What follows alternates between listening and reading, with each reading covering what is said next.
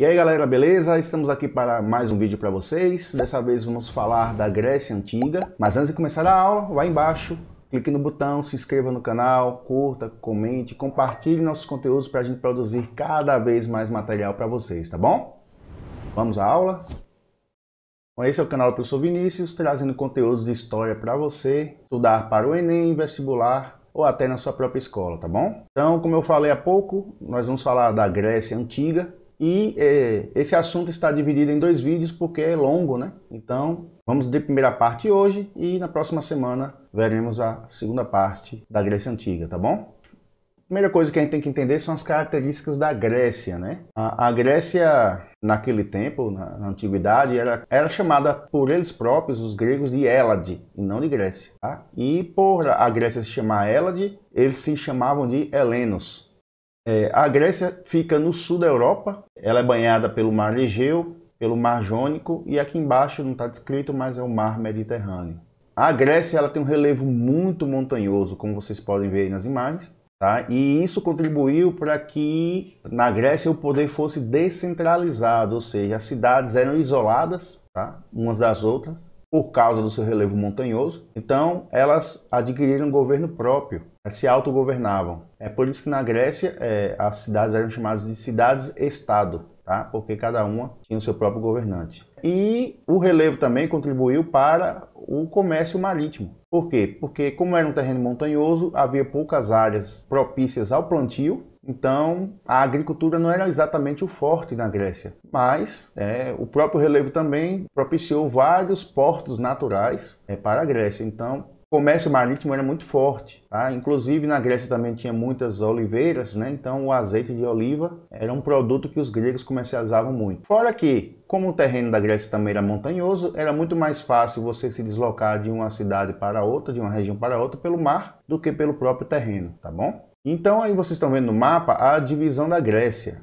A Grécia era dividida, a Grécia continental, vocês estão vendo aqui, a área verde, a Grécia peninsular, que era a península do Peloponeso, como vocês estão vendo, a Grécia oriental ou asiática, que é essa parte do outro lado aqui, na Ásia Menor, e a Grécia insular, que eram todo esse conjunto de ilhas que vocês estão vendo aqui, sobretudo no Mar Egeu. Bom, vamos falar agora da história da Grécia. O primeiro período da história da Grécia é chamado período pré-homérico, que vai de 2000 a.C.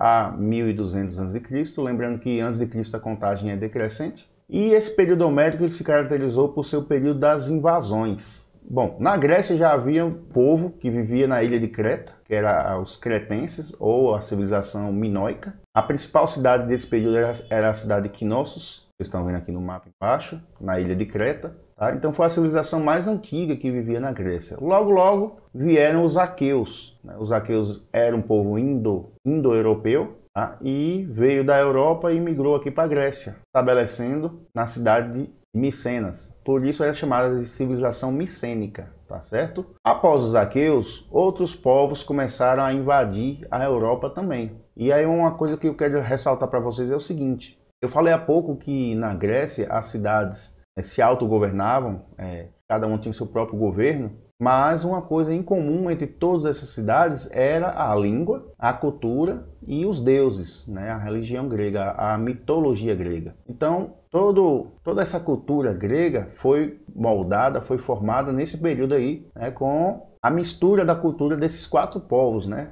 Cretenses, os aqueus e outros povos que vieram depois, né? Que foi os eólios, os jônios e os dórios. Tá? Então aqui vocês estão vendo no mapa, em vermelho, os aqueus que chegaram antes. Aqui já havia a civilização minoica ou cretense. Os aqueus que chegaram depois, né, e se estabeleceram na cidade de Micenas, como eu falei a vocês. Os eólios se estabeleceram aqui, na Grécia continental. Os jônios se estabeleceram nessa região amarela aqui, que depois fundaram a cidade de Atenas. E os dórios chegaram por último. Os dórios chegaram e estabeleceram aqui no Peloponeso. E, inclusive, fundaram a cidade que mais tarde ficaria conhecida como Esparta. Então o povo dório era um povo extremamente militarizado. E quando chegou na Grécia, chegou sacudindo todas as estruturas da Grécia. Várias cidades foram destruídas.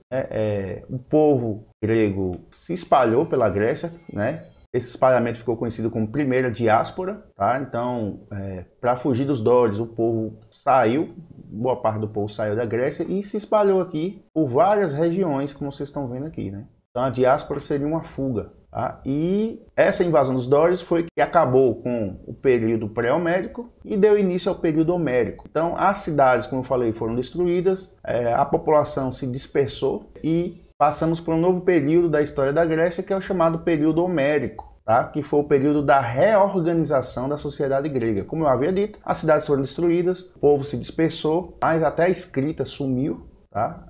Então o povo grego ele voltou a viver em pequenos grupos, como era em tempos mais antigos ainda. Tá? E esse período é chamado de homérico porque tudo que se conhece, quase tudo que se conhece desse período, é graças às obras Ilíada e Odisseia, contada por Homero. A Ilíada e a Odisseia conta a história da Guerra de Troia, muito famosa pelo cavalo de Troia, como vocês estão vendo aí na imagem de um filme. E Homero diz a lenda que era um poeta cego e que vivia contando as histórias, né, para as pessoas. E essas histórias ficaram relatadas e conhecidas como Ilíada e Odisseia, como eu falei há pouco. Então, o período homérico, Homero relata toda essa guerra e como era a sociedade grega. E, como eu havia dito há pouco, foi um período da reorganização. Então, o povo grego, ele vivia em famílias, tá? Não havia mais cidades, viviam em pequenos grupos, as famílias ou gens, né? Era chamada sociedade gentílica. Como era essa comunidade gentílica? Como eu falei, era uma família. Tá? Então, tínhamos aqui o pater, que era o pai, o patriarca, o mais velho, né? Com seus filhos, netos, e eram grupos pequenos. Só que, como eu falei, a sociedade, com o tempo, começou a se reorganizar. Então esse pai se juntou com a família de seu irmão, digamos assim, e essa união de famílias, né, dos gens ou dos gêneros era a família, essa união de famílias deu origem às frátrias. Frátrias era a união de famílias. Tá? Então as famílias foram se unindo, formando grupos maiores. Então hoje já não temos mais um pater, temos vários pater, porque cada parte representa uma família. Então veja que a sociedade agora está maior, o grupo está maior e não temos mais uma pessoa só mandando, mas algumas pessoas mandando. Então essas famílias, as frátrias, a união de famílias, se juntou a outras famílias e formaram uma tribo. Veja que a sociedade está se reorganizando e está formando algo maior. Ou seja, essa união de frátrias deu origem à tribo e a união de tribo deu origem aos demos. Os demos, se unindo a outros demos, formaram as cidades-estado. Então esse período homérico é marcado pela reorganização da sociedade até a formação das cidades-estados. As cidades que já existiam antes foram destruídas e agora novas cidades surgiram pela união, né, das famílias, depois frátrias, depois tribos, depois demos, até chegar na cidade-estado grega. O grande problema é que a população cresceu demais na Grécia. E eu havia dito há pouco que a Grécia não tinha muitas terras para plantar, porque era um terreno montanhoso. Então, como a população começou a ficar muito grande, começou a haver outra diáspora, outra saída do povo grego da Grécia, porque não tinha terras suficientes para todo mundo. Então, a primeira diáspora foi causada pela invasão dos dórios, né, a fuga por causa da guerra. E a segunda diáspora, agora no período homérico, aconteceu pela escassez de terras para o plantio que sustentava a população grega. Então, e para onde esse povo que saiu da Grécia foi? Alguns foram para a Ásia Menor, outros foram aqui para o norte da África, mas a maioria veio para o sul da Itália, né? Região, inclusive, que ficou conhecida como Magna Grécia. Inclusive, esses gregos que foram morar na região que é a Itália, levaram a sua cultura e a mitologia grega foi absorvida depois pelos latinos e virou a mitologia os deuses romanos, tá bom? É bom frisar isso. Bom, quando acontece o desenvolvimento das cidades, começa então o período arcaico, né? Período do auge das polis. Polis, em grego, é cidade, é a cidade-estado, a cidade que se autogoverna, tá? Então esse período arcaico vai de 800 a 500 a.C., e temos aí um exemplo de uma polis, né, uma cidade grega antiga. As ruínas permanecem até hoje. E vocês veem, né, como o terreno da Grécia era montanhoso mesmo. E isso era uma das características que fazia com que as cidades fossem isoladas umas das outras, né, que cada uma mantivesse um governo próprio. Então, na Grécia, vocês vão ver que nunca houve um período em que alguém governou a Grécia inteira. Tá? Isso vai acontecer depois, com Alexandre o Grande, mas aí fica assunto para a próxima aula.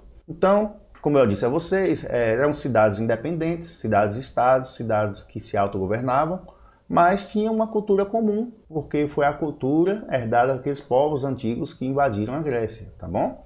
E, como eu já havia dito, as cidades eram autônomas, cada uma tinha seu governo, eram chamadas de cidades e estados, e as polis gregas eram divididas em dois grupos, né? As cidades democráticas, onde um grande grupo governava a cidade, então temos aí uma imagem do povo, cidadãos, né, debatendo a política da cidade grega, né, na cidade de Atenas, no caso. Então veja que é um grupo grande que está tomando as decisões. Já havia outras cidades que eram oligárquicas, o exemplo de Esparta, onde um pequeno grupo tomava todas as decisões da sociedade daquela cidade. Tá bom? Então, sobre esse período arcaico, sobre o desenvolvimento das cidades gregas, isso vai ficar o assunto para a nossa próxima aula na semana que vem. E aí, galera, espero que tenham gostado dessa aula, continue nos acompanhando. Vai embaixo, se inscreva no canal, curta, comente, compartilhe nossos conteúdos para a gente produzir cada vez mais material para vocês, tá bom? Até a próxima!